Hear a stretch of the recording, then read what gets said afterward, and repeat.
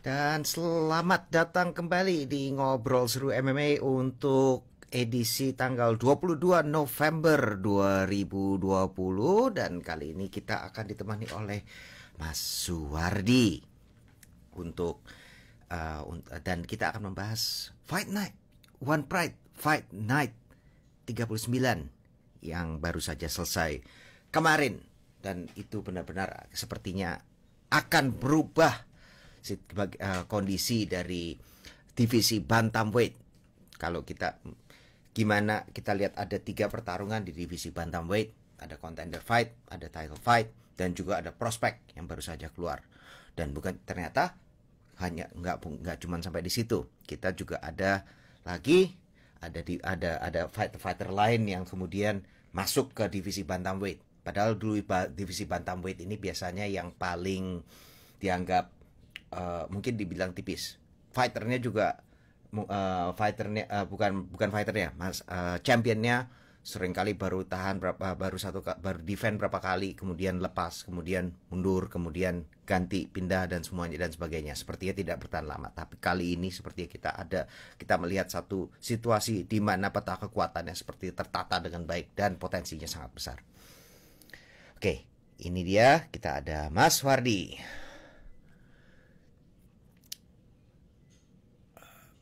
Becak laut.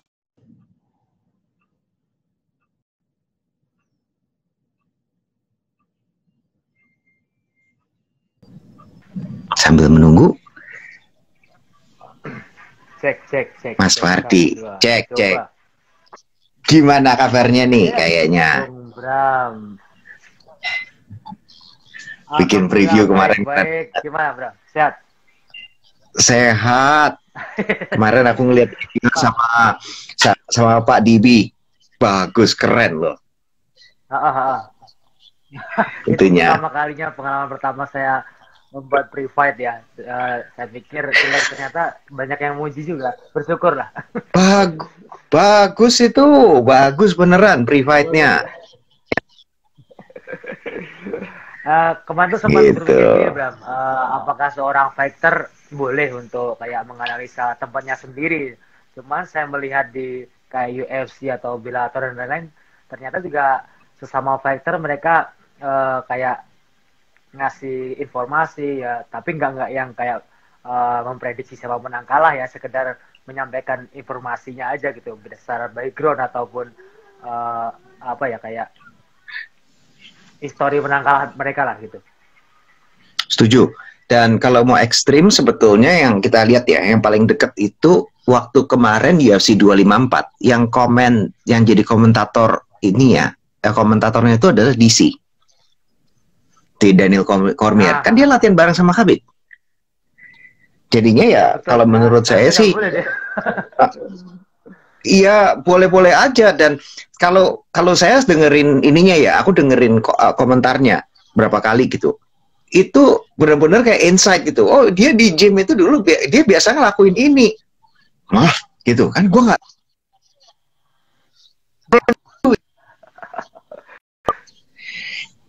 Tapi keren loh kalau gitu. Tapi itu kan hanya insight aja gitu, dan sehingga dia juga tahu strateginya bakal jadi seperti apa. Dia tahu langkah berikutnya. Menurut saya sih itu sebetulnya nggak ada yang salah.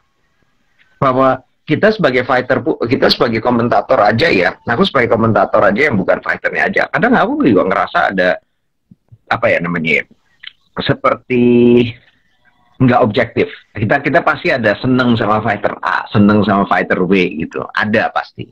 Betul. Dan mau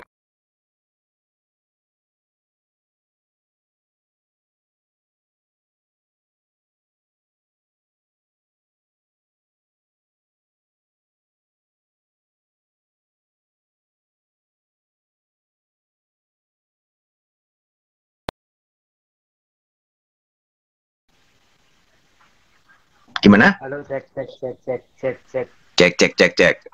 Dengar kok, dengar. Signal saya hilang tadi, maaf. Maklum. Nggak apa-apa. Di gunung, kaki gunung mak kalau itu, kalau Bogor. Betul. Dan kalau menurut aku ya begini lah, aku sebagai komentator aja aku nggak ngerasa ada preferensi, ada yang suka, dan nggak ada salahnya juga kalau nggak, dan itu pasti bisa diterima. Yang penting kita juga lebih berusaha untuk ya ngambil posisi sebagai komentator lah. Ya betul, kita di tengah lah gitu, nggak yang memihak lah ya. Gitu-gitu aja. Aku dulu waktu JK sama aku masih ingat banget itu ada satu orang JK lah, waktu aku komentarin JK sama Kevin Sulistyo, aku dibilangin nggak netral gitu. Jadi pasti haters ada. Resiko, Pak. Udahlah, risiko itu mah gitu. Ngopi dulu biar segar dulu. Ngopi, seruput dulu. Nah, kemarin udah nonton, kan udah Mas Wardi kan bikin previewnya, terus udah nonton fightnya juga kan? Udah. Gimana tuh? Pasti dong, saya tungguin dari awal sampai selesai. Wah, seru banget sih, seru. Sesuai dengan laga-laga yang main event sama main eventnya, sesuai tuh prediksinya Bram kemarin tuh. Cuma yang di awal-awal kan, karena kan si Raul Pinam ini kan juga rekornya belum terlalu banyak, jadi kita belum bisa terlalu ngebaca kan, dan ternyata bisa menjadi kejutan, bisa ngalahin Yusuf Chris itu luar biasa. Yang aku sebetulnya, yang menurut aku yang agak aku ragu mengenai Raul Pinam itu ada sebetulnya pada fight keduanya itu dia didominasi loh. Oh, padahal ya didominasi ding sampai ronde kedua dia udah habis, udah ketinggalan lah. Kalau di scorecard pasti kemungkinan besar ketinggalan kalau di itu angka. Kemudian kemudian di saat terakhir dia kasih itu triangle, masuk triangle terus switch ganti ke Ambar. Oh, masuk. masuk menang di ronde 3 tapi habis bonyok gitu loh, udah bonyok. Jadinya aku pikir ini lawan Jacob Chris bener-bener ini nih, bener-bener dites nih. Saya pikir gitu. kemarin juga Tapi Jacob Chris bisa kayak mendominasi, ternyata dia bermain tuh lebih berhati-hati banget Jacob Chris-nya ya. Hati-hati banget. Iya. Terus ya, kena ledakan beberapa pukulan, sama dia bisa reverse takedown-nya itu luar biasa tuh. Nah, itu kaget yang ya, takedown yang terakhir. Yang terakhir di ronde 3 itu kan. Yang di ronde 3 yang terus habis itu di back take. Ronde pertama pun juga dibalikin kan, ronde pertama akhir itu. Kalau nggak salah itu. Ya, benar. Nah, maksudnya yang ini. Yang ke bawah terus ngeblas pakai double itu ya? Iya. Nggak nyangka aja kan. Kayaknya si Jacob Chris juga ngerasa kayak kaget, terus lebih kesal, hati-hati. Terus Jacob Chris-nya nggak terbiasa main seperti itu ya, cage control, terus dia kan boxing tuh. Harus main cage control, main ground game. Kayak sih kalau menurut saya tenaganya habis gitu. Iya. Karena di atas bisa pertolongan pukulan sama Raul itu kan seorang Jacob Chris ya, berarti emang dia kecapean kan. Benar. Kalau orang yang biasanya main jago di stand up, ada kecolongan dari seorang yang nggak biasanya ya keunggulannya bukan di situ, ya kecapean ya. Jawabannya itu ya. Iya betul, kecapean banget itu. Sudah fighting semua itu. Tapi gimana nih, ada potensi nggak nih? Ini kan kita ngomongin bantamweight nih. Nah, divisi bantamweight ini orang dua ngelawan Jacob Chris yang udah dari yang pertama. Kira-kira ada potensi nggak? Kita lihat. Ini ya, kita lihat itu menurut saya kayak apa tuh? Ada Mas Levi nih. Wes, ada Mas Levi bilang 2 idola. Halo Mas Levi, sehat. Mas Levi, makasih banyak gitu, sehat semuanya, sehat. Nah, kemarin kita sempat bahas dengan Pak Dibi ya, kalau kelas bantam kelas kutukan, dimana juara itu awet. Bener gak sih? Nggak pernah awet. Iya. Coba kita ulang satu-satu ya. Pertama Abro, ya kan? Abro, terus selesai Abro, terus habis itu kan ini. Eko. Enggak, bukan. Ada lagi. Fajar dulu kan? Oh iya, betul. Lupa saya. Terus Fajar lawan Sony Rizaldi, ya kan? Fajar yang menang. Setelah dia main, Eko-nya maju, makin lama makin maju. Dulu abis itu dia bilang saya nggak mau lawan Eko, dikasih diturunin itunya kan. Ada Sony juga, ada Sony, ada Eko, terus selesai ada Eko, terus habis itu Sony Fajar, Fajar terus habis itu Fajarnya bilang saya nggak mau lawan Eko, lawan Eko kasihlah itu beltnya, terus habis itu Ekonya maju pertahanin sekali lawan Yusuf. Iya, betul. Cuman Terus sekali habis doang itu dia. cuman sekali doang, habis itu pindah. Kosong lagi. Ya itu, mau saya bilang ke Pak David kemarin, ini kelas kutukan nih. Kelas kutukan. Udah awet. Cuman Bram, kalau kita ngelihat munculnya juara baru si Gugun ini kayak memutus rantai kutukan itu loh. Wah, ini benar-benar awet seperti nantinya. Dan bakal ada persaingan ketat di kelas bantam. Setuju. Aku ngelihat tadi kemarin begitu kita kumpulin semuanya jadi satu, apalagi kemarin gitu. Itu bener-bener nunjukin kalau ini padet tuh, beneran. Tadi kan Raul Ya. kita udah ngomong. Terus tadi kita ngomong Gugun nih, kayaknya mutus rantai. Ya. Gugun sendiri, kalau kita lihat nih, Gugun aja kan orang bilang, ini kenapa nggak? Aku terima beberapa komen. Kenapa kok dia baru 2 kali fight udah langsung dapat title fight? Katanya. Ya, betul. Orang yang mungkin gini nih, ini yang aku mungkin orang-orang yang lama nggak ngikutin itu nggak tahu, tapi kan dia udah fight dari tahun 2011 di Legend. Dia main dari Legend tahun 2011, lama itu gitu. Terus pernah kalah lagi lawan ini kan Nicholas Lee kan di sini, jadi dia sudah banyak main gitu. Jadinya kalau kenapa 2 kali fight ya tahu ya, itu sebabnya kalau saya bilang. Mungkin orang nggak tahu, dan mungkin kan betul, dan kebijakannya One Pride kan adalah pasang rekornya di One Pride, yang di luar nggak ditaruh gitu. Jadinya mungkin nggak kelihatan di luar One Pride seperti apa ya.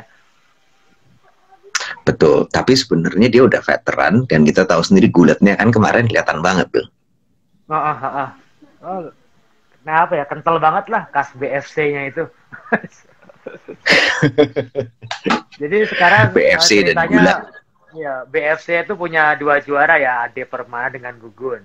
Wah, ini seru nih. Seru. Nah, karakternya BFC kan mungkin Bram juga tahu lah ya, karakter BFC itu sandanya juga kental, gulatnya oke, lumayan apa ya, lengkap lah di sana itu. Dan jujitsunya makin maju, kunciannya makin lama makin maju loh.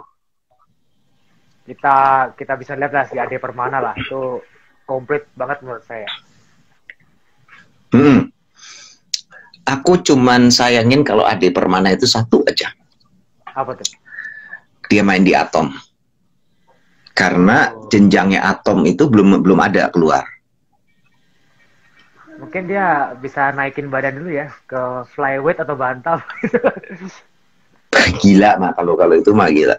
Tapi kalau aku pikir kan gini, di UFC aja paling tinggi juga fly, paling rendah juga fly.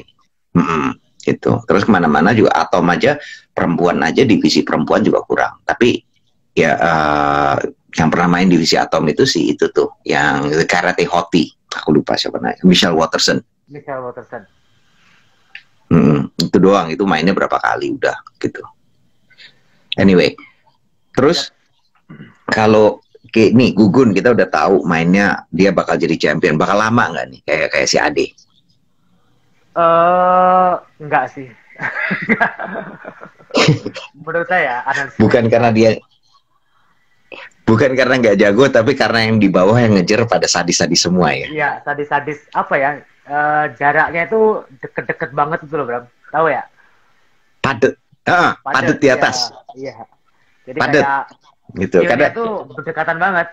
Tinggal momentum aja kita manfaatin lah. Nah, iya benar. Saat dia Gugun lawan si Brian Lawitan kan juga menang angka kan. Nggak yang bisa finishing gitu.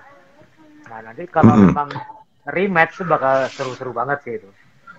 Dan ini akan bakal jadi rematch gitu kan. Nanti siapa tahu si Brian tiba-tiba bisa ngambil gelarnya, akhirnya juaranya baru lagi ya guys. Tapi gini loh, aku ngelihat ya, ini ngomongin Brian Lawitan lagi nih. Kita pindah ke Brian Lawitan. Kalau Brian Lawitan aku lihat dia apalagi tuh pukul tendangannya yang kemarin tuh, yang bisa nyetop Muammar Gaddafi. Waktu dia itu tendangan bisa sekencang itu, akurat begitu.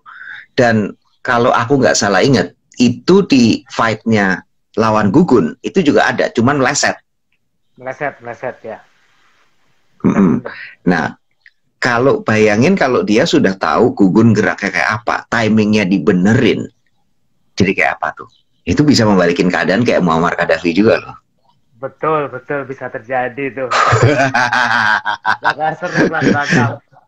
Bakal seru nih, udah nih. Dan jadi kutukannya diperpanjang ya, kutukannya ya. Ya yang penting orangnya di sini terus lah, pokoknya jangan keluar gitu. Kalau di sini orangnya nempel terus di One Pride, itu berputar-putar terus, itu seru tuh.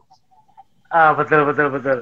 Nah tapi kan Bram, di kelas bantam ini kan ada Yusuf Susilo sendiri yang kemarin sempat megang walaupun kontroversi, terus Brian Lawitan, ada M. Gaddafi, satu lagi yang lupa sebenarnya Nurdiono ini. Itu oh iya, Nurdiono, aku lupa ngetek sampai tadi.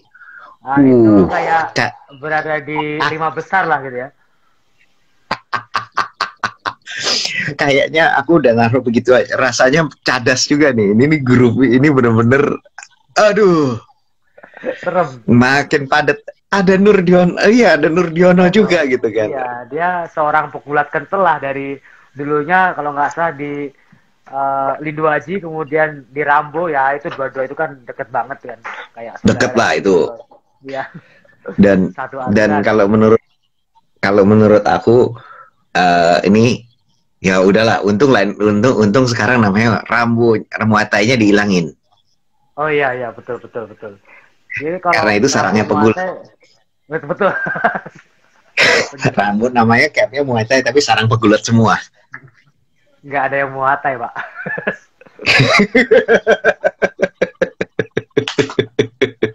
Sekarang hanya Merambo 4294. Betul lah. Terus kalau kita lihat Bram, di 10 besar juga diisi orang-orang yang serem tuh sekarang. Tadi yang saya bilang, ini benar-benar berdekatan banget skill mereka itu. Makanya kedepannya ini bantam bakal seru banget. Dan kalau kita lihat ya, kemarin waktu Muammar Gaddafi, kalau kita balik lagi nih, Muammar Gaddafi. Aku lihat dia itu bener-bener wrestlingnya bagus, eksplosif, cepat, dan kalau dibilang kemarin kalah itu juga apa ya, udah ronde 1 mendominasi, kena 1 pukulan yang kayak bener-bener balikin keadaan aja. Jadinya kalau misalnya apakah dia bisa bertahan, masih bisa bertahan di atas itu, bisa kalau aku bilang. Betul. Masih bisa. Bukannya terus habis itu langsung dicoret gitu, enggak lah gitu. Masih oke dia, cuman tinggal benerin. Masih lah. Gimana cara maduin striking dengan takedown-nya aja. Tuh, sama itu saya menurut Betul. saya yang harus dibenerin. Karena semuanya kalau kita lihat nih, aku kemarin waktu pre-fight juga aku lihat, hanya dia tuh total berdirinya, gontok-gontokannya tuh kurang dari 1 menit, kurang dari 2 menit lah palingan gitu, nggak ada palingan 1 menitan. Jadi begitu sampai ke bawah, langsung put gitu, langsung dikejar takedownnya, dan bukannya setupnya sedikit. Nah, kalau dia bisa jaga setupnya atas bawah, abis itu kayak Fajar gitu, bisa pakai angle-nya, pakai sudutnya, ngeri itu, ngeri kalau bulatnya kayak begitu, ngeri. Gak serem sih ya, gak serem. Gitu. Nah, menurut Bram nih gimana, yang berarti M. Gaddafi ini itu ya masih punya potensi ya untuk ngejar ke atas ya? Masih. Jadi kita udah bahas siapa tadi? Oh, Yusuf kita belum ngomong. Masih layak di atas nggak nih dia? Yusuf, kalau lihat rekodnya kalahnya tuh kebanyak juga ya, kalahnya itu. Jadi tapi entah Mm-mm. mungkin kalau saya bilang hoki atau gimana bisa title fight itu ya mungkin ada kata-kata itu hoki mungkin bisa masuk ke title fight. Ya gini deh, kalau mau lihat nih fight yang orang akan bilang dia hoki, orang yang akan bilang dia hoki, tapi aku bilang fight ya hoki nggak hoki ada pasti itu ada. Tapi Ya, ya. yang pertama yang nomor satu waktu ngelawan Muammar Gaddafi di take down, dipukulin terus sampai ke bawah gitu kan. Nah, sampai satu kali itu Muammar Gaddafi nggak tahu kenapa dia memilih bukan untuk scramble ke atas waktu dia kehilangan posisinya. Hmm.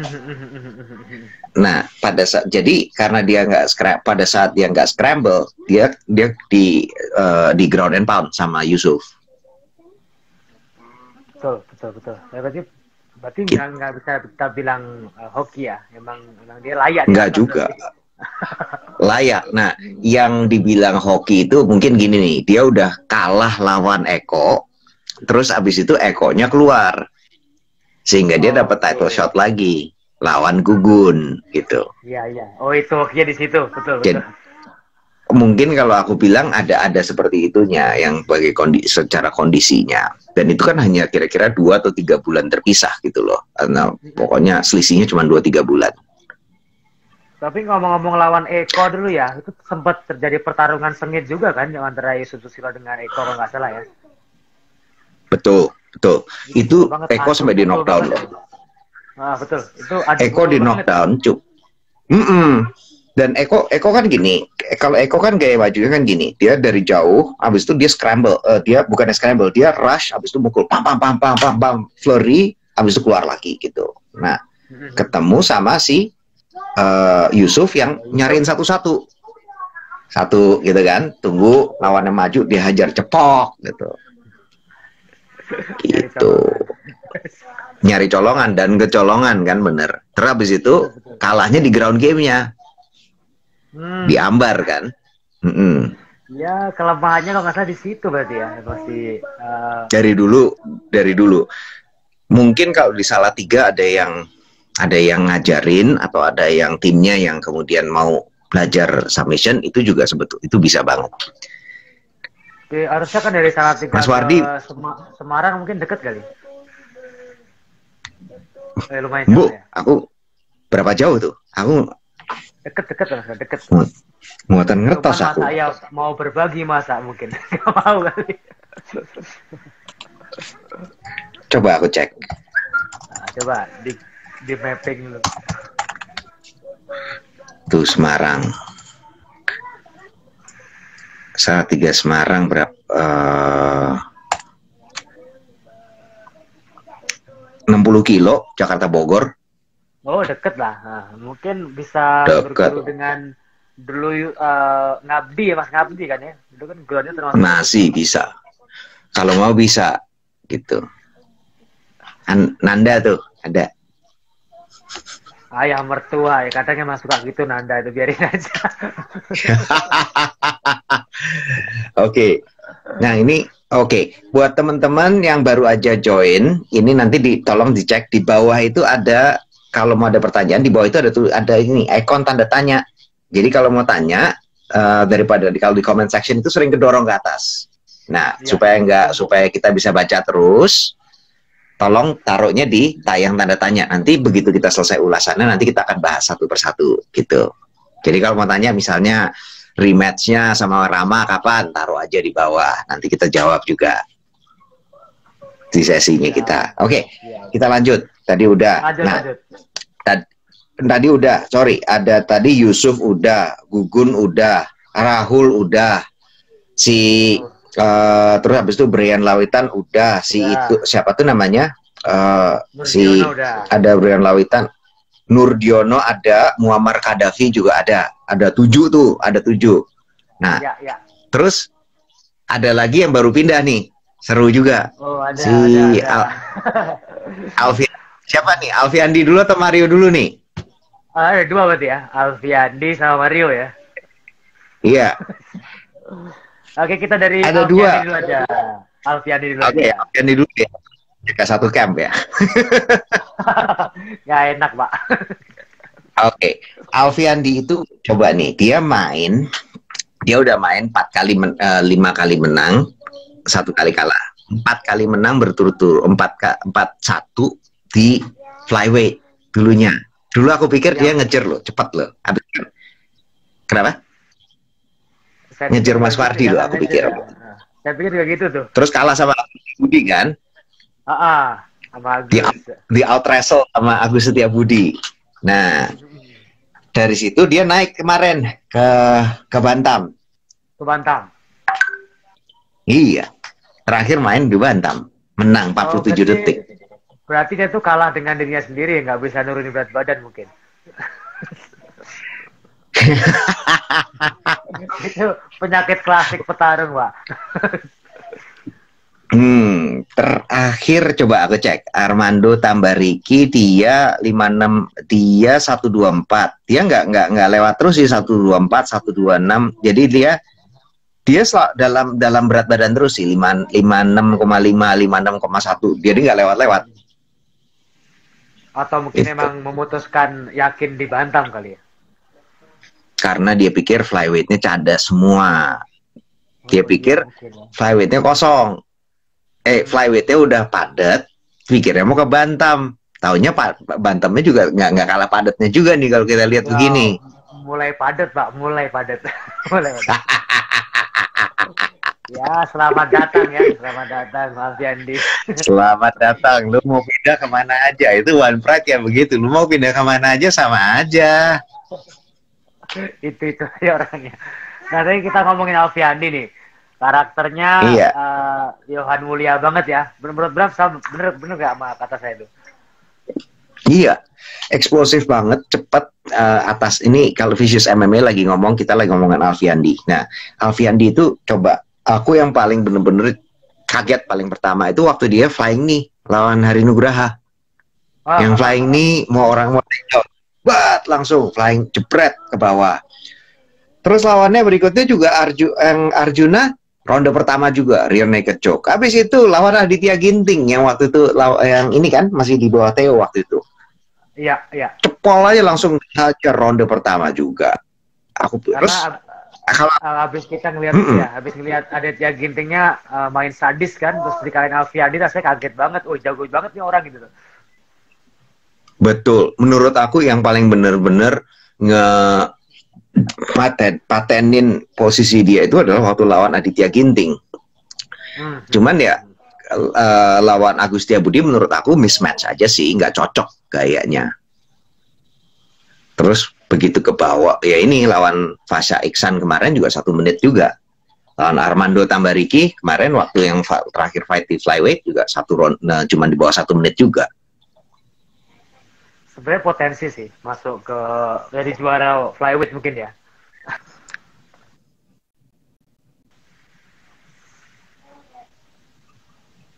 Cuman kita nggak tahu apa ya, kayak mikirnya apa sampai dia bisa pindah ke Bantam gitu loh. Kita nggak tahu motivasinya apa, tapi pokoknya kita ngelihat finisher, kita ngelihat satu finisher dan orangnya juga masih muda juga kan. Yap, betul. Masih jauh, jadi potensinya besar banget menjadi champion di Bantam mungkin ya, mungkin. Betul. Cuman ya di apa tuh namanya weigh-in yang terakhir di namanya main di Bantam pun mainnya juga masih 58 kilo dia. Jadi dia sebetulnya tergolong kecil. Nanggung ya berapa ya? Nanggung kalau aku bilang.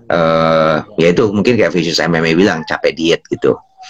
Ya kita lihatlah. Mungkin kalau aku nggak tahu, tapi mungkin kalau dia balik ke fly karena sekarang nimbangnya 1 hari sebelumnya kan.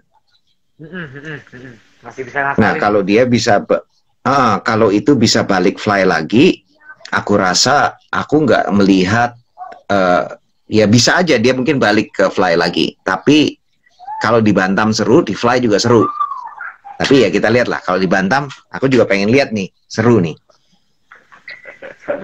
Wah, seru banget, Bantam itu kan seru banget, seru ketat. Nah, Alfiandi udah nih. Mario.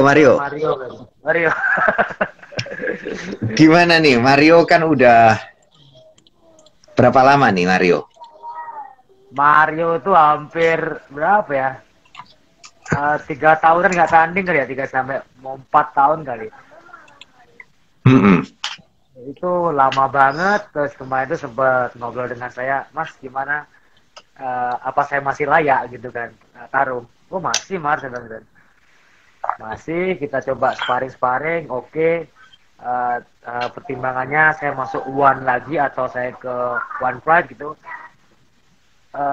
Saya kasih tahu sih, Mario harus punya target gitu loh. Mm. Target tertinggi lah, yang apalagi seorang petarung kan target tertinggi itu pasti gitu.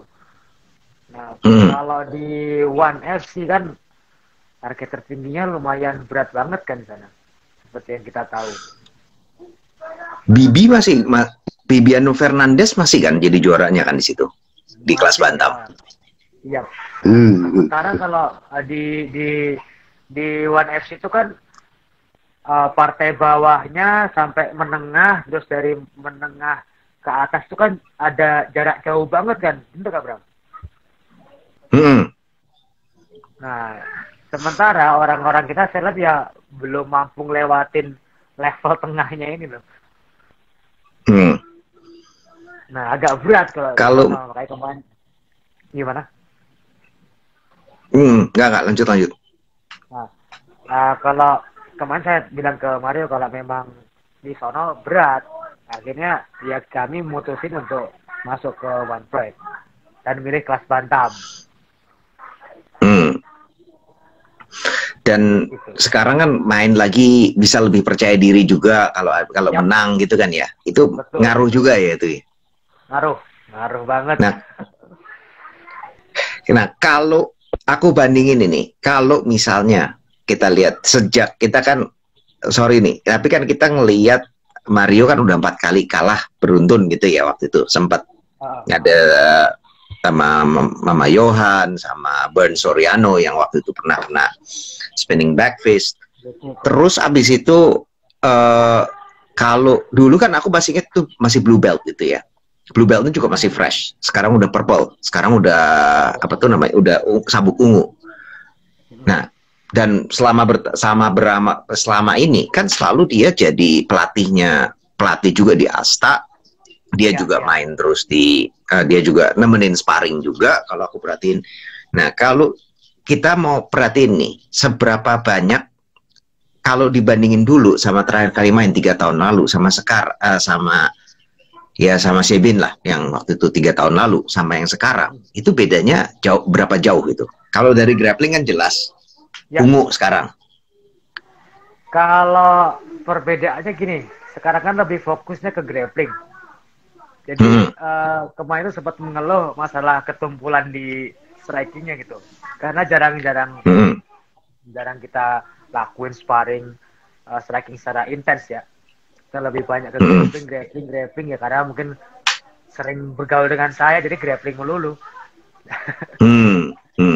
Nah, terus ketika kemarin ditawarin masuk One Pride, tiba-tiba panggilannya kalau nggak salah 3 minggu sebelum itu lumayan cukup mendadak banget.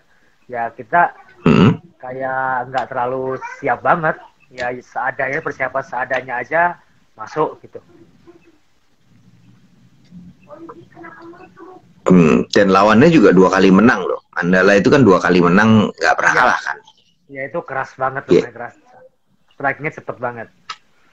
Keras sih. Nah, di ronde pertama itu kan sempat kecolongan pukulan di mata kirinya ya, mata kiri kanan itu sempat kier-kier, mungkin belum juga lihat muter-muter. Cuman ya Mario mungkin udah lumayan profesional, dia mau ngedengerin apa yang saya teriakin, kita rubah game plan-nya, dan akhirnya berhasil gitu. Harusnya sih di One Pride dia jauh lebih percaya diri, terus ya punya target sampai juara lah itu. Ini jadi kayak nambah persaingan ketat banget di bantam ya. Iya. Sudah ada fight lanjutnya nih? Belum bertawaran belum. Oke.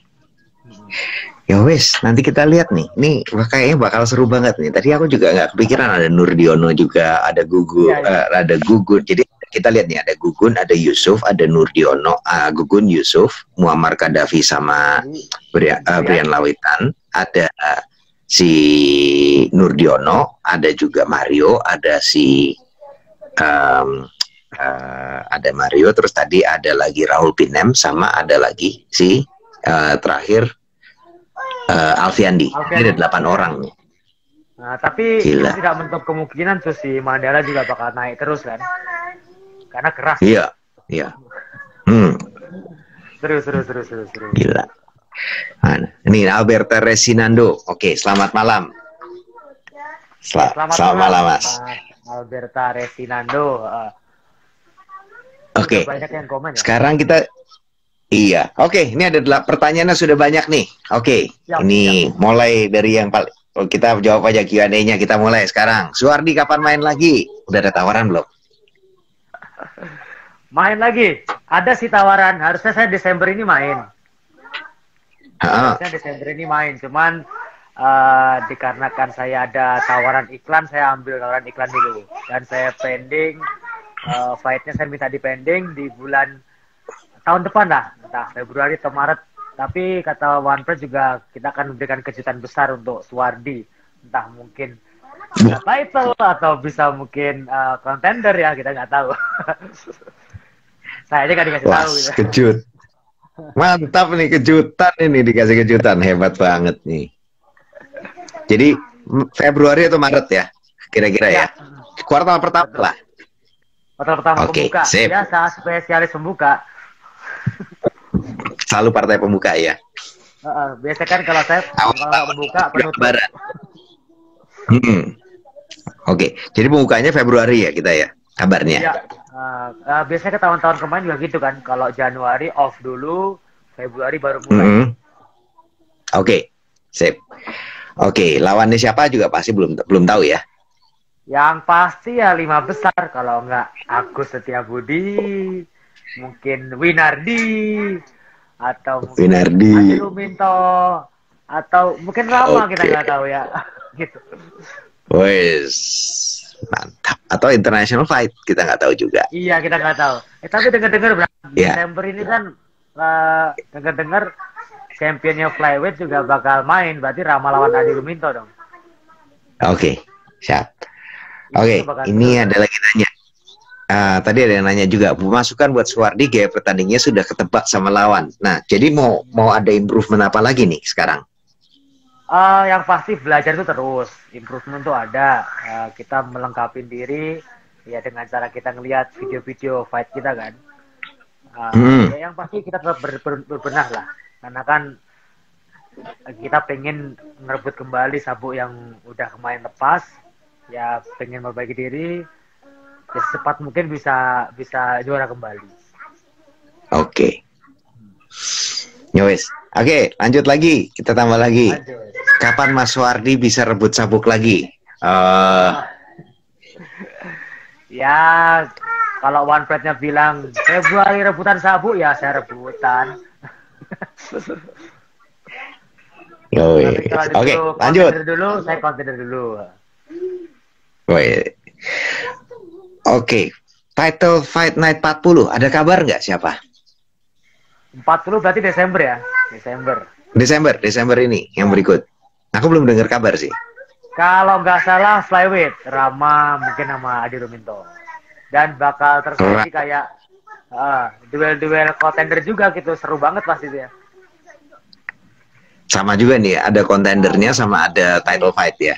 Iya, bocoran dari pihak OnePlus sih Desember ini bakal meledak banget gitu loh. Wes. Siapa yang jadi main tinggal kita nggak tahu, tapi bakal meledak. Entah mungkin Angga main, kita nggak tahu. Dengar-dengar Angga juga. Angga juga, waduh, dengar-dengar ada Angga sama Rama nih ya. Iya, kita nggak tahu ya gitu kan. Gila, ini bakal seru nih penutup tahun ini. Oke, lanjut lagi. Nih, ini Dwi Widya 10. Mas Suwardi kasih penilaian kemampuan Bang Andika sama Ko Ahong.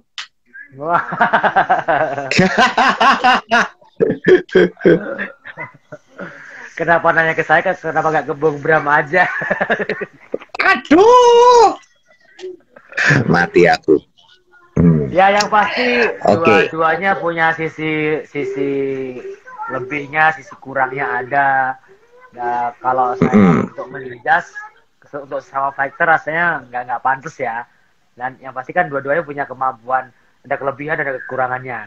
Nah kemarin kan sempat si Andika ngasih sidewalk untuk ketemu dulu mau atau enggak Ahongnya. Kita tinggal tunggu aja Ahongnya mau atau enggak gitu kan.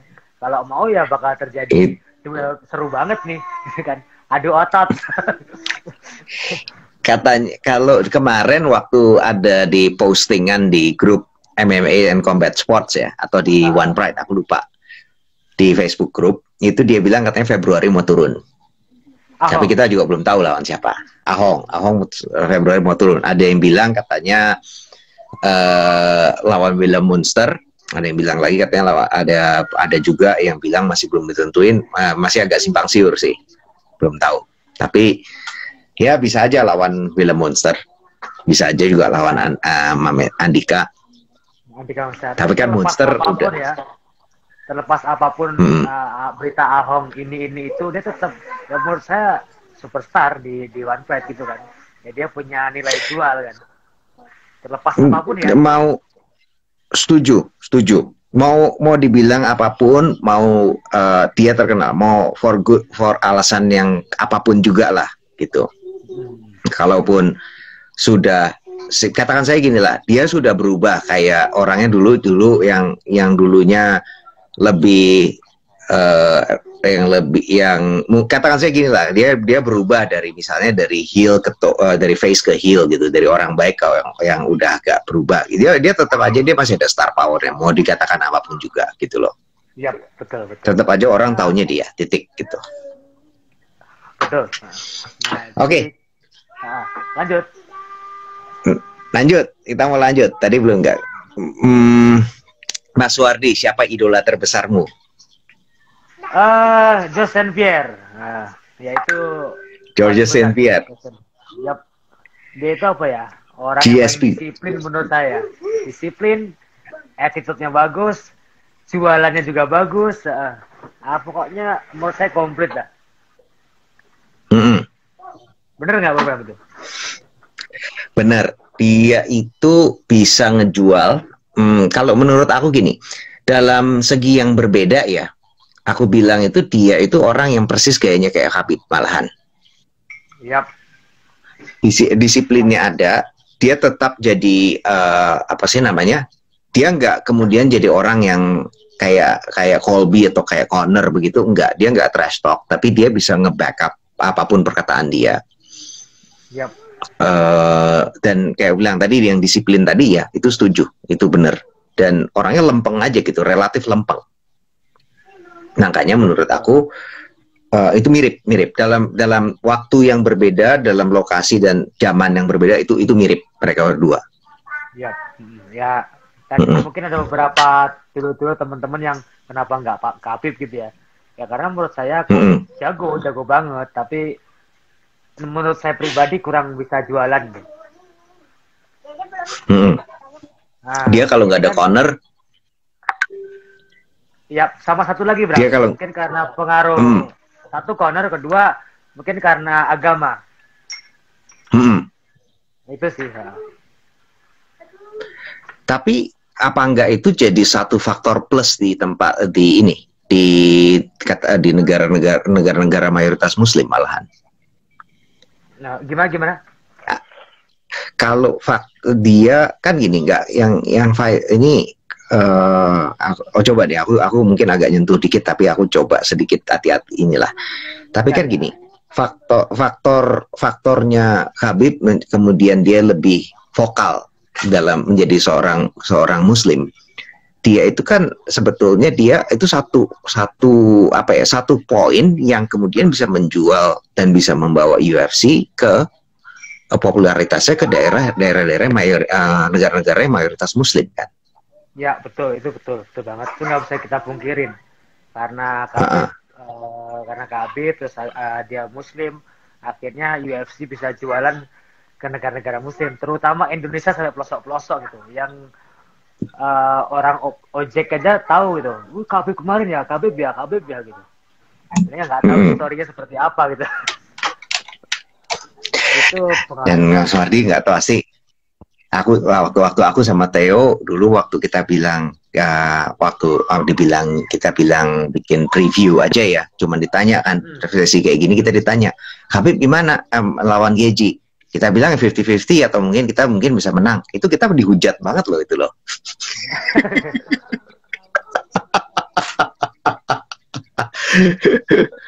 Biasa itu. Ya nggak apa-apa. Ya udah, lanjut yuk. Idolanya tadi kan udah selesai. Pertanyaannya bisa banyak nih. Nanti beneran bisa numpuk banyak nih. Ini ada Terate Indonesia bilang Anda itu sesosok legenda Masku. Oke. Waduh.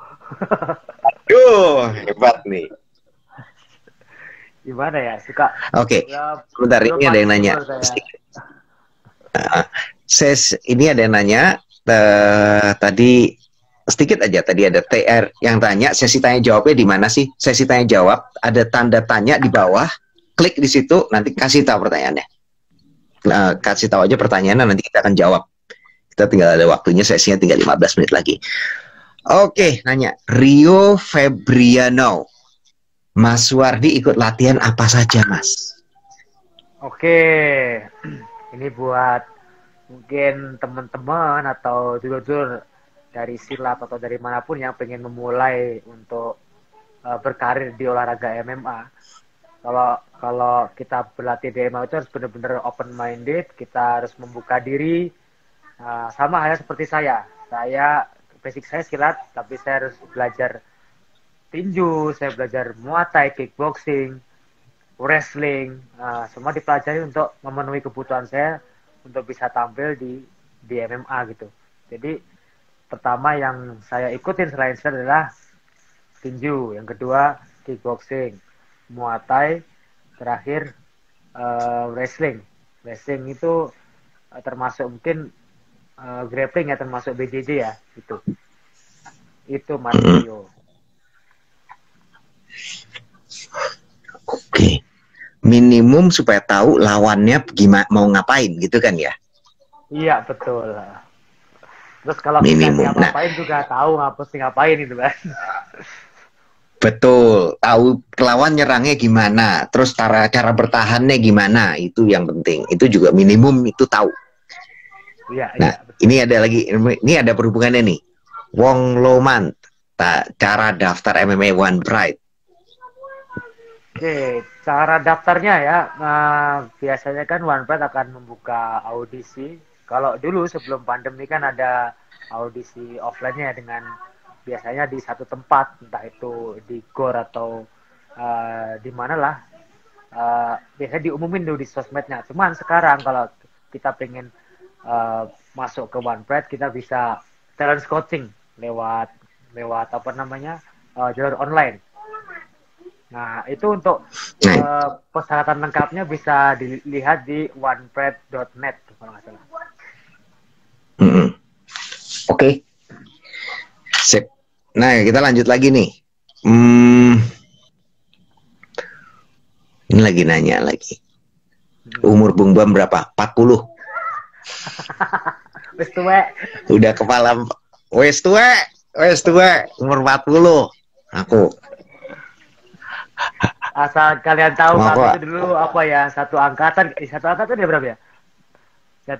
Satu angkatan lah. Aku itu. Tapi aku yang nggak kemana-mana. Ini ada tanya, Ananda nanya siapa layak pengganti champion wanita? Wah, ini pertanyaan yang bagus juga ya. Bagus karena kan kita kayak gadang-gadangin Citra untuk jadi penggantinya. Nah, cuman iya. Citra ini kayak terkendala masalah kontrak, masalah itu. Kontrak? Iya, dia mau perpanjang atau enggak gitu. Itu mungkin entah belum udah dengar atau belum. Oke. Nah, ya goreng terus lah, dorong terus kita. Ya betul ya, rayu aja kan.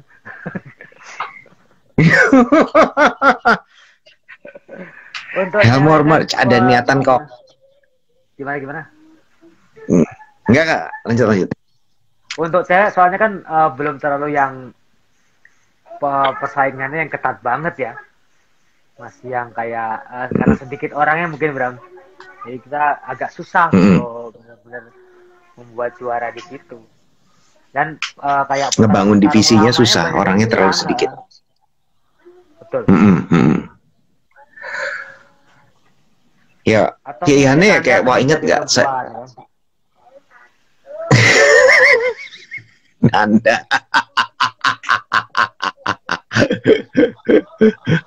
Oke, lanjut. Oke, ini kita jawab lagi. Kelebihan masing-masing Theo dan Andika Mamesa kalau pas ketemu. Oh, ini kayaknya yang lebih tahu Bram deh. Cuman kalau tak saya ya yang ngelihat tuh mereka kan apa ya, sohib banget tuh, bener gak sih Bram? Sohib banget mereka. Iya. Mereka temenan deket, sering latihan bareng, sering sparring bareng. Jadi apa ya, susah ngomong sih saya. Nah kalau menurut Bram gimana? Kalau aku bilang gini, secara raw strength, kekuatan gitu, menurut aku si Andika lebih menang. Kalau ngelihat kayak kemarin, dia bisa out muscle lawannya. Tapi kalau yang aku dari dulu sampai sekarang lihat di Andika itu sampai adalah speednya kurang. Oke. Kelihatannya kayak kemarin kan waktu lawan karena badannya gede. Bukan. Atau mungkin pengaruh karena dia pakai kacamata pas lepas penglihatannya kurang. Enggak juga, katanya dia sih enggak ngefek. Waktu itu pernah nanya. Tapi dia kelihatan speednya kurang. Nah kalau kayak kemarin waktu lawan Muhammad Sofi aja, Muhammad Sofi masih bisa menghindar terus gitu. Ya, nah kalau lawan Theo yang kalau lihat speednya Theo, dia bisa nge-outstrike si Theo bisa nge-outstrike si Andika Mamesa dari luar gitu. Aku ngerasanya di situ aja. Tapi kalau udah dekat, nah itu bisa lebih seimbang. Dari segi raw strength-nya dia bisa mungkin nimbangin wrestlingnya atau mungkin dari grapplingnya, dan itu jadi lebih seimbang. Itu gede men, gede. Ya udah, oke, lanjut.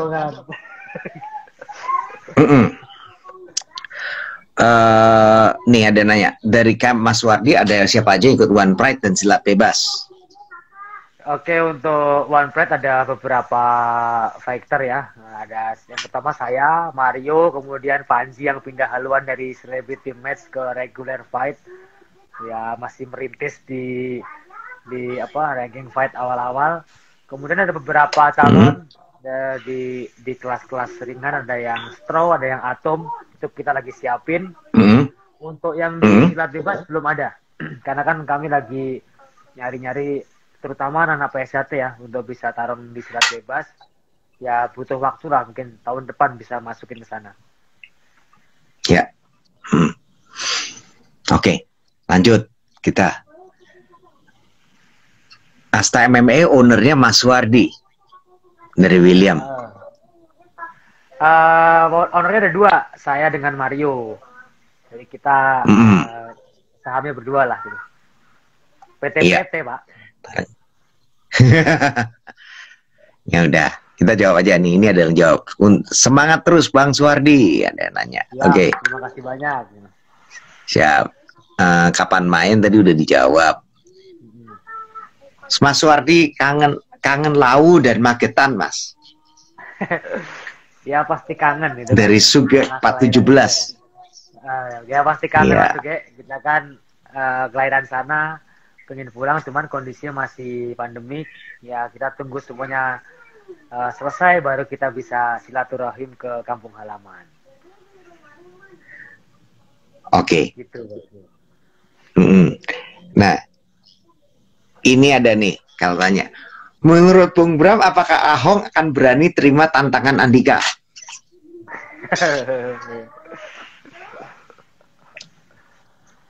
Gimana Bram?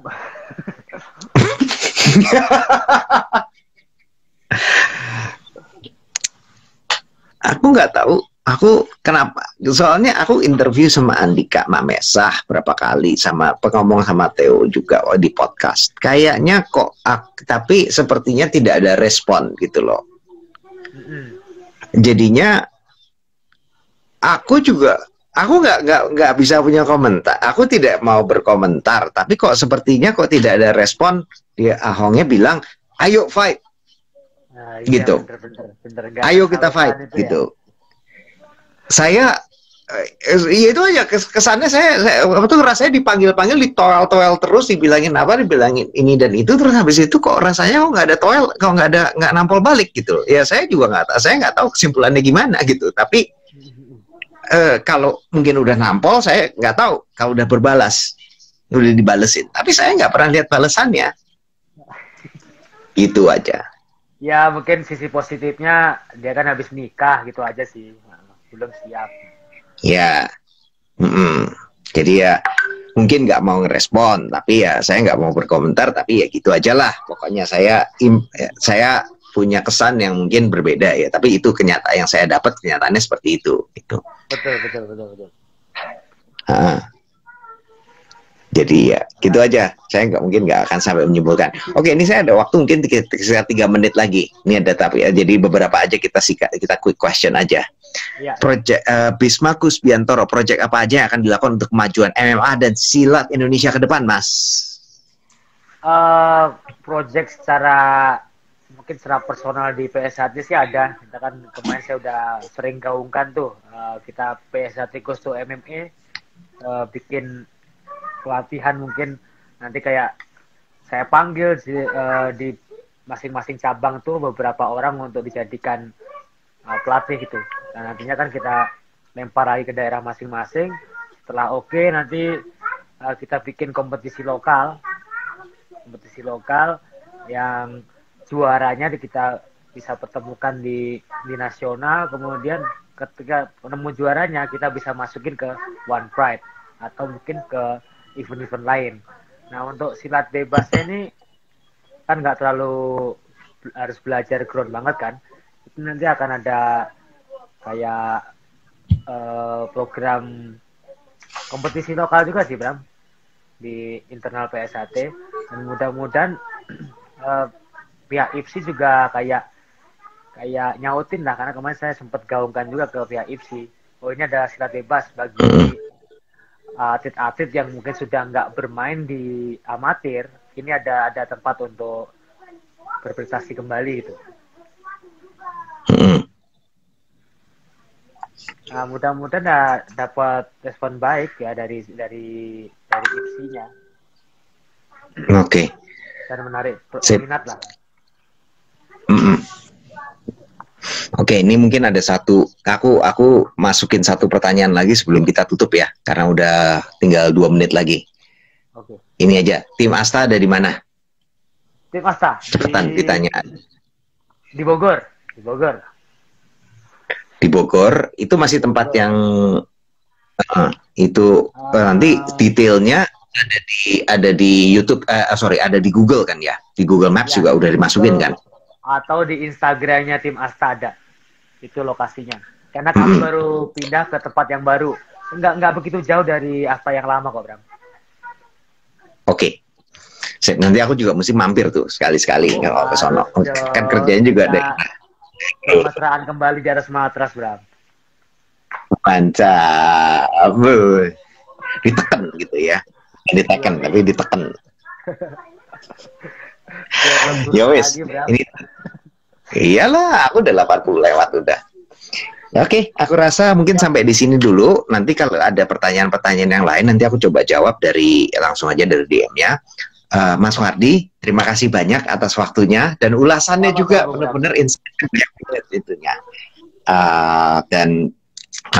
Jadi thank you, dan aku nggak sabar lagi nunggu nanti Mas Wardi turun lagi gitu. Siap, seru nanti kalau. Iya. Dan buat teman-teman semua yang udah ngikutin kita dari tadi, yang sudah ngikutin kita, terima kasih banyak dan sudah selalu mengikuti kita, dan tentu saja sampai jumpa lagi pada sesi ngobrol seru MMA yang berikutnya. Dan tentu saja tidak ketinggalan salam US.